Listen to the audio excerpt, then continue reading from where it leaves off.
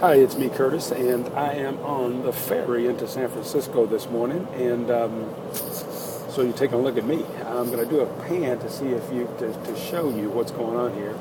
There we are. I'm leaving out of Larkspur Landing into San Francisco, and I'm going to try to be somewhat covert so as not to disturb the other passengers on the vessel this morning. I'm going to open up the mailbag and read some questions and try to answer them for some kids in Rhode Island, students in Rhode Island. They they have read this little in the textbook by it's called the textbook called The Edge by Hampton Brown, and my story along with some other wonderful Americans, people around the world's story in this book. The story they read about me was featured in Dan Rather's book, American Dream. So I've got these questions. They came from a teacher, Jeffrey, who is a long-term substitute teacher for a group English as a second language students. So I'm going to try to answer these questions for you, read and answer these questions for you. How long did it take you to learn to read? Well, and it doesn't say the student's name, so to the whole class, I'm still learning. I'm still working at reading. I try every day. In fact, driving in this morning to the ferry, although I had decided to do it a couple of days ago, when it came time to come in, I kept thinking, why don't I just drive my car in? It'd be so much easier to just do what's comfortable, what I always do. But then I go, no, I get out of your comfort zone, Curtis. I have two New Year's resolutions each year. One is to spend the change that's in my pocket, because you know how that change just adds up, and all of a sudden you got a big bucket of change. So I try to do that. I try to spend that change every day. Not doing so good lately. And the other one is to get out of my comfort zone. I really, really want to, stop staying in that comfort zone all the time. I want to do things and to learn. So here, I'm going to pan out and let you see outside the window here. That's us taken out of Larkspur. And I'm going to try to quiet down because I've got fellow passengers that I don't really want to disturb, because a couple of guys just moved, and here we go. But yeah, I'm working on my reading every day. The next question is, I think I'm going to skip. It says, why did you, not your parents? I asked the student to send me that question again. I'm sure they had a thought that didn't finish. The next question, number 3, was, what made you think your teachers were calling you dumb and dumb? Wow, as a kid, sometimes you hear things differently than that are being said. So the little boy, Curtis, who couldn't read, and my teacher was saying I need to repeat the 3rd grade, I took that as she's calling me dumb. That's not really what she said. She was just saying I need to redo the 3rd grade so I could get better with my skills. Here's the next question is, were you ever bullied at school?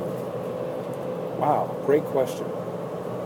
But no, I can't ever remember being bullied at school.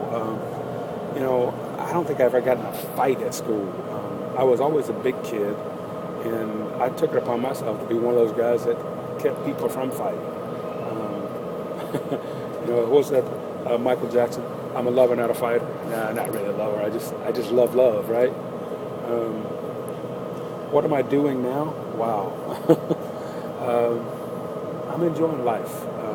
My kids are off at college. One is in New York. My daughter Catherine, she lives in town, and so I'm kind of rediscovering my passion for cooking. There's the announcement. My passion for cooking, my passion for education. I love learning, okay? How many books do you think you've read? Wow. One day I tried to count. I mean, I've read a lot of books.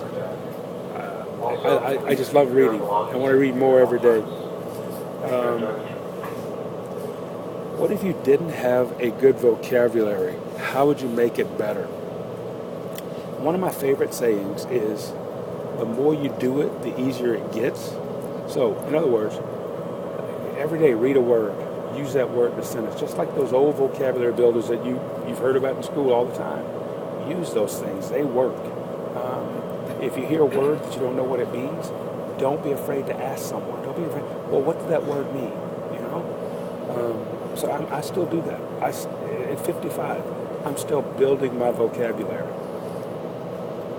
Do you still have problems reading? Wow. Yes, I stumble over words at times, and I'm not afraid to ask people for help now. Unlike when I was younger, I'm working at my reading every day, and it's funny. Like I was talking about coming in to take the ferry today, and having to read the machine to use my credit card to get the ticket and all that. I know how to read, but sometimes I panic when there's people in line behind me. I don't want to hold them up. Okay. But now I can kind of take a deep breath and go through it. All right? So getting out of that comfort zone. Do people ever treat you differently because they know you could not read for so long? Wow, I don't know how to answer that one. I never know how to answer how other people act or react. I just know myself, I try to when I see someone having trouble, even if I think they're having a reading problem or whatever, I just ask, hey, can I help you? Can I help you do that? So, sometimes a smile or a helping hand goes so far in making someone's day great. Last question. What was it like to see my story in a book, in a textbook? Humbling, very humbling. And also lets me know that, I've got work to do. Well, guys, the motor's revving up pretty good, so I think I'm going to shut this down. I hope you enjoyed these answers. I'm going to try to get another shot. I was hoping that we'd have beautiful weather to take the ferry in, but as you can see, it's one of those San Francisco foggy days. Okay, guys, it's me, Curtis. I'm going to sign off, try to get this up on YouTube. Just remember, it's about love and peace. Spread love. Peace. We're out.